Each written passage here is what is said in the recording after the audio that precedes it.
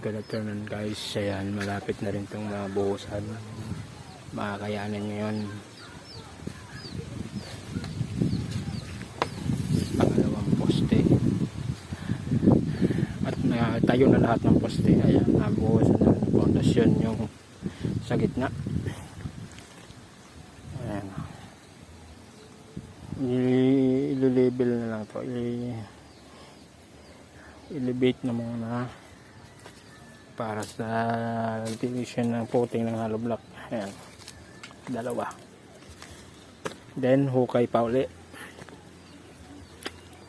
Dalawang tao lang guys.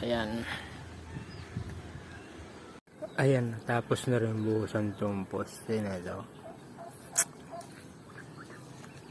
Bukas backlash na lang ito bukas. Naitayo na rin yung last na poste. Na-elevate na rin. Ayan, na-elevate na.